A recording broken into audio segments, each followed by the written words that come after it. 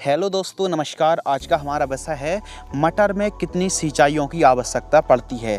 मटर की फसल पर यदि हम सही समय पर सही सिंचाइयाँ करेंगे तो बहुत अच्छी पैदावार हम निकाल सकते हैं। अब ज़्यादा सिंचाई करने से भी सड़न की समस्या आती है या फिर मटर की फसल पर कहीं पानी एकत्रित हो जाता है तो अभी सड़न गलन की समस्या आ जाती है। तो इसके लिए उत्तम जल निकास का प्रबंध होना बहुत ज़्यादा ज़रूरी है। हल्की हल्की सिंचाई करनी पड़ेगी। ज़्यादा सिंचाई करने से पीलापन की समस्या भी आती है, बढ़वार रुक जाती है और नीचे से पत्तियों फंगस लगने की समस्या, कम उत्पादन होता है। तो इसके लिए हल्की हल्की सिंचाइयों से एक अच्छी भरपूर पैदावार आप निकाल सकते हैं। देखिए, बहुत कम सिंचाई करेंगे तो भी पैदावार घटेगी और बहुत ज़्यादा सिंचाई करेंगे तो पीलापन की समस्या, सड़न गलन की समस्या बनी रहेगी।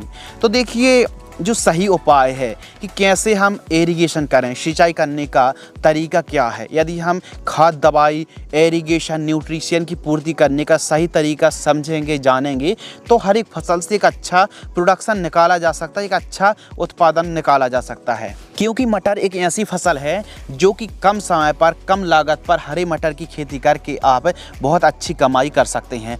हरे मटर की जो बाज़ार भाव वो हमेशा बहुत अच्छे बने रहते हैं और आप अगेती मटर की बुआई करेंगे दोस्तों तो और भी ज़्यादा आप अच्छी कमाई कर सकते हैं।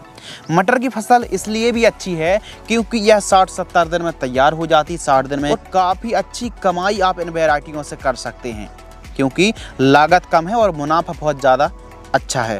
तो आज का जो हमारा विषय है, टॉपिक है कि मटर की फसल पर कितनी सिंचाई करें, पहली सिंचाई कब करें और कौन सी सावधानी रखनी चाहिए। तो देखिए, मटर की सिंचाई आप फ्लैट एरीगेशन से भी कर सकते हैं, ड्रिप एरीगेशन से भी कर सकते हैं और स्प्रिंकलर एरीगेशन से भी सिंचाई कर सकते हैं। लेकिन ज़्यादातर जो प्रचलन में है वो है स्प्रिंकलर एरीगेशन और ड्रिप एरीगेशन। तो पहला तो आपको जो पहला काम करना है कि बुआई करना है और मिट्टी जितनी ज़्यादा भुरभुरी रहेगी उतना अच्छा जमाव देखने के लिए मिलेगा। और मटर का आप बीज उपचार जरूर करें और जिस दिन आप बुआई कर रहे हैं उसी दिन दोस्तों आपको बीज उपचार करना है। 40 मिनट तक छांव में सुखाना है और फिर उसके बाद बुआई कर देनी चाहिए। अब जो आप बीज उपचार कर रहे हैं तो झेलोरा फंगिसाइड बहुत अच्छी है। बायर कंपनी की एवर गोल एक्सटेंड जो फंगिसाइड है भी बेस्ट है। चलिए थोड़ा टॉपिक में आते हैं। तो बीज उपचार जरूर करें। मिट्टी जितनी ज़्यादा भुरभुरी रहेगी उतना अच्छा फ़ायदा होगा। अब मिट्टी भुरभुरी का जो तात्पर्य है अंकुरण से, कि जब अंकुरण होता है तो जितनी बारीक भुरभुरी मिट्टी रहेगी उतना अंकुरण अच्छा रहेगा। तो इसके लिए जब आपके खेत की तैयारी कर रहे हो तो एसएसपी और जिप्सम का प्रयोग जरूर करें। तो आपको बुआई कर देनी है और पहली तो सिंचाई यानी जो फर्स्ट सिंचाई करनी है बुआई के तुरंत बाद 2-4 घंटे के बाद आपको देनी चाहिए। और ज़्यादातर किसान भाई 1 दिन बाद करते हैं ताकि मिट्टी में ठीक तरीके से धूप लग जाए। तो 1 दिन की धूप लगा करके बुआई करने के बाद उसके बाद आपको दूसरे दिन सिंचाई करनी चाहिए। और सिंचाई थोड़ा हल्की करना है, इतनी भी हल्की नहीं कि पानी ही ना हो पाए। तो सिंचाई आपको हल्की करनी है और हल्की सिंचाई करने के बाद अब उतना अच्छा जमाव नहीं हो पाएगा तो जो सेकंड सिंचाई वो थोड़ा जल्दी करनी पड़ेगी आपको। लगभग 7 दिन के आसपास की फसल होती है तो हल्की सी दूसरी सिंचाई कर दीजिए। इससे पूरे खेत में एकदम अच्छा जमाव हो जाएगा। जितने भी बीज बाहर नहीं आ पाए मिट्टी के वो सभी बाहर आ जाएंगे। तो दूसरी सिंचाई भी आपको थोड़ा हल्की से थोड़ा ज़्यादा करनी है। तीसरी जो सिंचाई है, तीसरा जो पानी है, दूसरे पानी से 8 से 10 दिनों का अंतर रखना चाहिए। अब यह जो अंतर है ना, मिट्टी कई प्रकार की होती हैं। हल्की मिट्टी होती हैं, भारी मिट्टी होती हैं, काली दोमट है या फिर बालुई दोमट भूमि है, रेतीली दोमट भूमि है। तो भूमि के हिसाब से कुछ ऐसी भूमि होती है जो पानी को लंबे समय तक पकड़ के रखने की क्षमता होती है। तो वहीं कुछ हल्की मिट्टी होती हैं जिन पर हमको 5 से 7 दिनों के अंतराल पर सिंचाई करनी ही पड़ती है।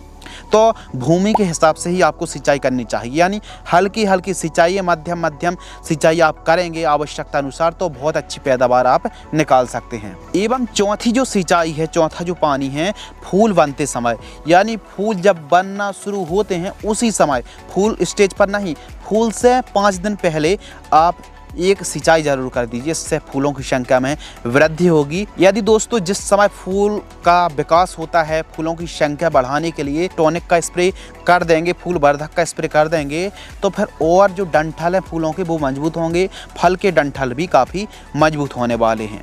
तो आप एक फूलवर्धक का स्प्रे कर सकते हैं, फेंटेक प्लस का, टाटा की बहार का स्प्रे कर सकते हैं, रैपिग्रो का स्प्रे कर सकते हैं, या फिर एम्बिशन टॉनिक का स्प्रे आप कर सकते हैं। तो फल फूलों की संख्या इससे वृद्धि होती है, बढ़ती है। मटर की फसल पर जो 5वां पानी है, जब फलियों में दाने भर रहे हों उस समय पानी की कमी के कारण भी जो हमारी फली है, पॉड है, वह एकदम उतना अच्छा भराव नहीं हो पाता, दानों की संख्या में वृद्धि नहीं हो पाती है।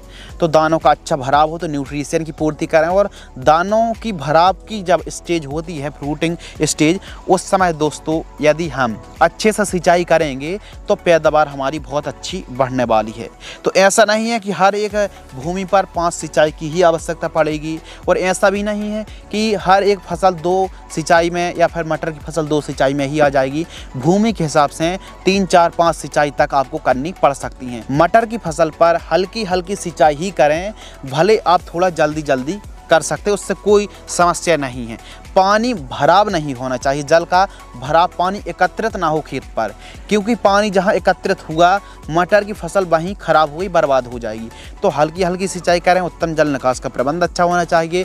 बेसल डोज पर प्रॉपर आप खाद दवाइयों का प्रयोग करें। अब बेसल डोज पर कौन सी खादों का प्रयोग किया जाता है, फर्स्ट स्प्रे कौन सी कीटनाशक फंगीसाइड को मिलाकर स्प्रे करें, यह जो जानकारी है चैनल पर पहले से उपलब्ध है, और आने वाले जो वीडियोस हैं उन पर भी आपको जानकारी समय समय पर मिलती रहेगी। तो वीडियो को आपको लाइक करना है, चैनल को सब्सक्राइब करना है। और जो फर्स्ट खाद है, यदि फर्स्ट खादें हम बायोजाइम, जिंक, माइक्रोन्यूट्रिएंट और यूरिया खाद की पूर्ति करेंगे तो बहुत अच्छे से हमारी फसल ग्रोथ लेगी, बढ़वाल लेगी। यदि आपको यह वीडियो पसंद आए तो वीडियो को लाइक करें। धन्यवाद।